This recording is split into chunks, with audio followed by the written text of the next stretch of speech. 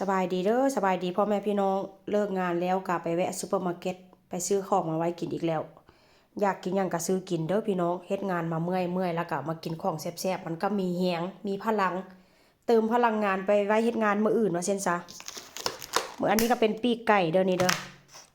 ปีกไก่นี่ก็ซื้อมาไว้สิซื้อมาไว้มาทอดแล้วก็กินกับอันมันฝรั่งทอดใส่มันฝรั่งพี่น้องแต่ว่าเป็นวันศุกร์พุ่นละเพราะว่าหยังวันศุกร์อันตอนแรงเป็นมื้อวันหยุดว่าเส้นสากาจิทอดให้สองพ่อลูกข้าเจ้ากินมีปีกไก่เป็นปีกไก่เหลืองเด้อพี่น้องถ้าหากว่าทอดปีกไก่นี่ต้องปีกไก่แบบนี้มันจะค่อยแซ่บซื้อมา2 แพ็คแต่ว่ากะจิแช่ตู้แข็งไว้อันนี้ก็เป็นเนื้อหมูพี่น้องเนื้อหมูแบบว่า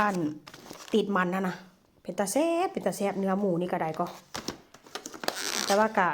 คือว่าแล้วเนาะซื้อมาไว้อยากกินหยังอยากกินยามใดก็เอาออกอันจากตู้แช่แข็งมาแล้วก็เอาออกมาไว้ข้างคืนนึงตื่นเช้ามามันก็ละลายพี่น้องเวลาก่อนเขาเข้านอนนะเนื้อหมูติดมันเป็นตาแซ่บเลยอันนี้นะ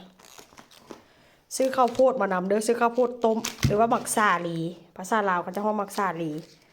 ซื้อมาไว้กินแต่ว่าก่อนจะกินนี่ค่อยกันล้างเลยล้างแล้วก็เอาไปอุ่นพี่น้องแล้วก็ได้ปลามานำปลานี่บ่ให้งานกินทุกมื้อพี่น้องแต่ว่าเอามาไว้แบบวันเสาร์อาทิตย์จังซี่นะทอดให้2พ่อลูกเขาเจ้ากินกับมันฝรั่งเขาเจ้ามักกินแต่ว่าบ่ให้งานนี่ค่อยกินดูละว่าเส้นซะแล้วก็ขนมปังนี่ก็ซื้อแบบนี้มากินพี่น้องเพราะว่าหยังอันซื้อเป็นก้อนมาแล้วกินบ่หมดแล้วก็แข็งแล้วก็เอาทิ่มซื่อๆแต่ว่าซื้อแบบนี้มามันก็สามารถอันเก็บไว้แล้วก็เฮากินบ่หมดจังซี่นะเฮาก็สามารถปิดไว้แล้วกินไว้เอาไว้กินมื้อหน้าไว้กินหลายมื้อว่าเส้นซะก็เลยซื้อแบบนี้มาซื้อมาเทื่อใดเป็นก้อนยาวๆนะกินบ่หมดแล้วเอาทิ่มเช่นนะพี่น้องค่อยก็เลยซื้อเป็นถุงมาอันนี้ก็เป็นปลาหมึกเด้อนี่เด้อปลาหมึกพี่น้องข้างในนี่ก็จะเป็นปลาหมึกนะปลาหมึกซุปแป้งทอดแต่ว่าค่อยก็อัน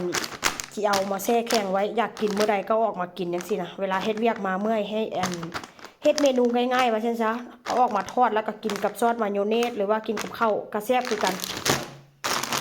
ซื้อมาถุงนึงแต่ว่ากะทิแช่แข็งไว้อันนี้ก็เป็นพิซซ่า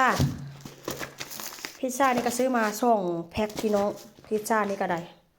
บ่ฮู้ว่าพิซซ่าหยังแดดเด้อแต่ว่าการตามนี่ล่ะพี่น้องซื้อมันก็อยู่นี่แบบ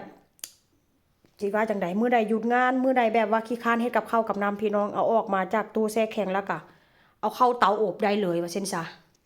นี่แหละซื้อมาตุนไว้แล้วก็มีอันนี้เนื้อหมูมักอันนี้อันเขาจะหมักแล้วเรียบร้อยพี่น้องมีแต่ว่าแบบทอดกินได้เลยบ่ต้องใส่เกลือบ่ต้องใส่หยังเพิ่มว่าซั่นซะเขาจะหมักมาเรียบร้อยแล้วแล้วก็ได้เห็ดมา2 แพ็คเห็ดนี่นะอยากแกงพี่น้องมีหน่อไม้อยู่หั่นคืออยากแกงอยู่ได้นมอันเห็ดนี่ก็ได้นะอยากแกงหน่อไม้ว่าซั่นซะแล้วก็ได้นมมา2 แพ็คนมอันอื่นก็กินบ่ได้กินได้แต่นมอันนี้แพ็คนึงก็มี6 ขวดเพราะว่าอัน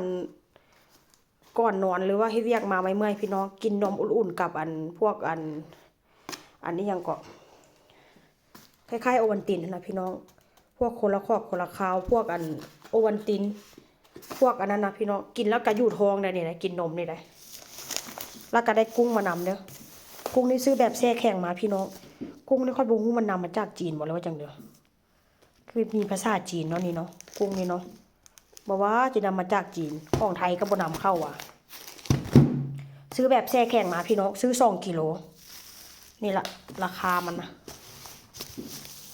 นี่ละ20 ยูโร 98 เซนต์ซื้อมา2 กิโลได้นี่นะพี่น้องเพราะว่าเขาซื้อมาแล้วเขาอยากกินยามใดเขาก็ไปกินได้ว่าเซนซะเอาออกมากินกันง่ายๆพี่น้องนี่แหละอันของที่ไปแวะซุปเปอร์มาร์เก็ตหลังจากเลิกงานแล้วพี่น้องนี่แหละซื้อมาตุนไว้อยากกินอย่างกะเฮาก็เอาไปแช่แข็งไว้อยากกินอย่างเก่าออกมาไว้เมื่อคืนตื่นเช้ามามันก็ละลายเนาะนี่แหละการใช้ชีวิตอยู่เมืองนอกนะบ่ได้ไปซื้อทุกมื้อนะบ่ได้ไปซื้อทุกมื้อซื้อมาก็กุม3-4 มื้อบางเทื่อก็เป็น4-5 มื้อพุ่นล่ะพี่น้องแต่ว่าถ้าหากว่าบ่ได้กินข้าวอยู่บ่อนเฮ็ดงานก็สิบ่ค่อยกุมหลายมื้อปานใดแต่ว่าคือว่าแล้วเนาะ เฮาก็มากินแค่กลางมื้อคืนมื้อเช้ามาเฮือตื่นมาก็กินนมกับกาแฟโอวัลตินแล้วก็แล้วว่าซั่นซะส่วนหลายก็กินอยู่บ่อนเฮ็ดงานพุ่นแหละนี่ล่ะอันนี้ก็เป็นหน้าตาที่แบบว่าค่อยไปแวะซุปเปอร์มาร์เก็ตก่อนเข้าบ้านพี่น้องนี่ล่ะบ่มีหยังหลายเอามาให้เบิ่งซื่อๆไปแล้วเด้อเจอกันใหม่ในคลิปหน้าบ๊ายบายสบายดี